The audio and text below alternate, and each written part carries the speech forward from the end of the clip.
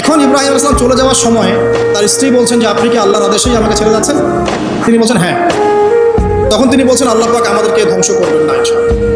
এখানে খেয়াল করে দেখেন, তারপর সাফা মারওয়া সাই করলেন, জমজম পানি বের হলো, সেখানে কমিউনিটি গড়ে উঠলো।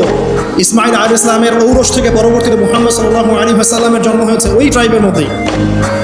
তো এখানে খেয়াল করেন, এই যে সন্তান ইসমাইল আলাইহিস সালাম, তিনি যখন একটু বড় হচ্ছেন তখন ইব্রাহিম আলাইহিস সালাম আসছেন, এসে বলছেন আমি স্বপ্ন দেখেছি, ইয়া বুনাই আমি স্বপ্ন দেখেছি, ইন্নী আরা ফিল মানামি আন্নী আসবাহুক, আমি স্বপ্ন দেখেছি আমি তোমাকে জবাই করছি, ফানজুর মাযা তারা, তোমার কি রায় আমাকে বলো।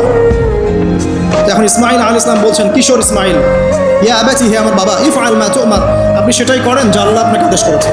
সাতাজিদুনি ইনশাআল্লাহু মিনাস সাবিরিন, ইনশাআল্লাহ আপনি আমাকে সবরকারী পাবেন। কার কথা এটা? ইসমাইল আলাইহিস সালামের কথা। এখন খেয়াল করে দেখেন, ইসমাইল আলাইহিস সালামকে কিন্তু তার বাবা 24 ঘন্টা কাছে রেখে মানুষ করেন নাই।